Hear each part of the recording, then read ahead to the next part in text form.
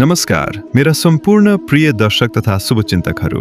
आज म तपाईहरूसँग एउटा यस्तो विषयमा कुरा गर्न चाहन्छु जुन सायद हामी सबैले जीवनमा कहिले न कहिले महसुस गरेका छौँ।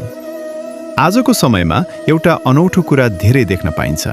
कसैको लागि मनदेखि राम्रो सोचियो, सहयोग गर्यो वा उसको खुसीमा खुसी हुन खोज्यो भने पनि धेरैले त्यसलाई शङ्काको दृष्टिले हेर्ने गर्छन्। उनीहरूको मनमा प्रश्न उठ्छ, यसले मलाई किन यति राम्रो गरिरहेको छ? पक्कै पनि यसको कुनै स्वार्थ होला, केही न केही पाउनकै लागि यस्तो व्यवहार गरिरहेको होला। तर संसारका सबै राम्रा कामहरू स्वार्थका आधारमा गरिएका हुँदैनन्।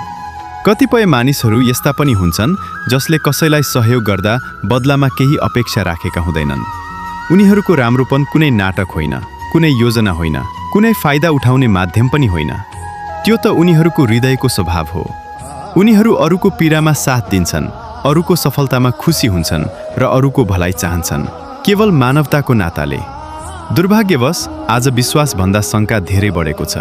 त्यसैले निष्कपट भावनालाई पनि मानिसहरूले स्वार्थको चस्माबाट हेर्ने गर्छन्। तर यसले राम्रो सोच्ने र राम्रो गर्ने मानिसको मूल्य घटाउँदैन, किनकि उसको नियत सफा हुन्छ, मन सफा हुन्छ र उसको कर्म साँचो हुन्छ। असल मानिसले राम्रो काम गर्दा कहिल्यै मलाई के फाइदा हुन्छ भनेर सोच्दैन। उसले केवल यति सोच्दछ, यदि मेरो एउटा सानो प्रयासले कसैको जीवनमा मुस्कान ल्याउन सक्छ भने त्यो नै मेरो लागि पर्याप्त छ। धन्यवाद। त्यसैले अरूले के सोच्छन् भन्ने भन्दा पनि आफ्नो मन कस्तो छ भन्ने कुरा ठुलो हो। यदि मन शुद्ध छ भने राम्रो सोच्न, राम्रो गर्न र राम्रो बन्न कहिल्यै नछोडौँ, किनकि संसार अझै पनि स्वार्थले होइन, यस्तै निस्वार्थ मन भएका मानिसहरूले सुन्दर बनेको छ।